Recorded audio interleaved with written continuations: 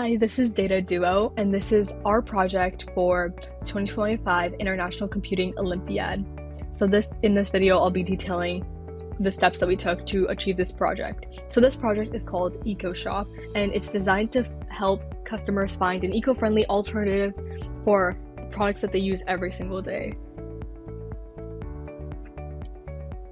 So on the left here, we have all of the program files. And so the first one that we have is our environment. I'm using the ChatGPT 4 API, and this just contains the API code, the API key for that environment. And then next we have the Amazon products CSV file, which contains all the data that we're using to generate responses.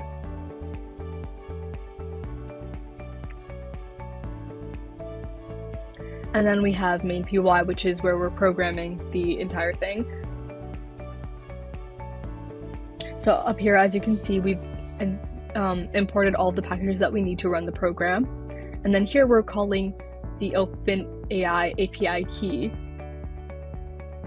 And then here we're creating a large language model object, so we can use that when we're generating responses. And this just configures that model to see how well, like what responses it should generate based off of how well we want the data to fit the customer's request.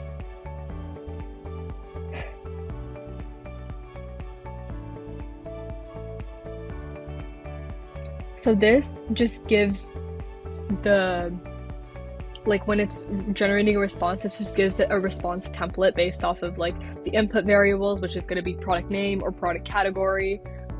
And then it tells it to suggest eco-friendly alternatives for the following products, and then it finds the product name based off the product name that you give, like you put in your request, and same with the product category.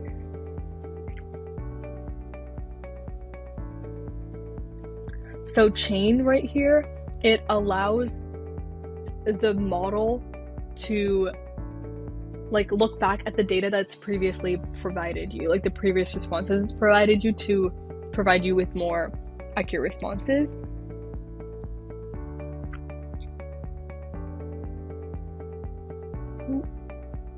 Okay, so right here is a function to suggest eco-friendly alternatives.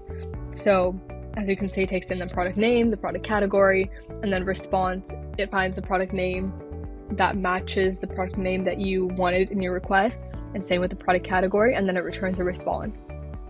But before we could actually return a response or generate a response, we need to organize our data. So we have all of our data organized in an Excel file that I'll show at the end of the video. But right here is the first copy of that file, and it's just the unclean version. And this is like local data. And then next it makes a copy of that data and then clears out like any of the inconsistency or the spaces. And this is just a clean data that we're going to be using to find our product name or product category.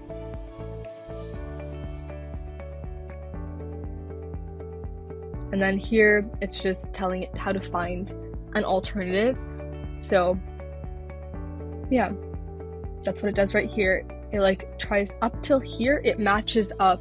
It tries to see like what did the customer say, and then what data do I have that is similar to whatever the customer said. And it's just trying to organize itself. And then it generates a response right here.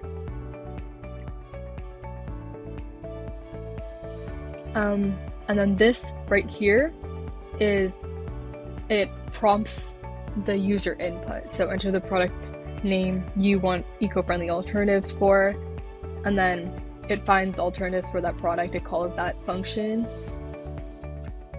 and then it runs it in the main method. So this is all of the data that we used for this project. It's off of Kaggle. So this is just the organized version, and you have all the products, the product name, product category, material, and it details all of that when it's generating the response.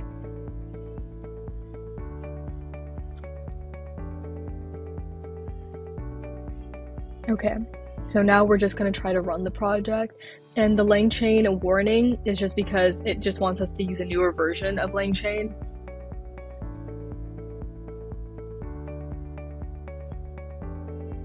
Okay, and then we're asking it for alternative versions of mattress protectors. So it's giving us like bamboo mattress protectors, organic cotton mattress protectors, and it gives you like a list of 10 different things to choose from. And then the goal for this is just to help the customer like look in the right direction so that they're not on a deep dive by themselves to find alternatives for one product. We just give them the alternatives and they can do a deeper dive on their own of like which one they like more, but we're just suggesting alternatives that they can use for daily use items, because that's where a majority of our carbon footprint is generated, is in just like things that we use every day. So by cutting down on the frequencies of that like unsustainable material use, you're boosting you're lowering the impact that you have on climate change. So this is just to guide customers.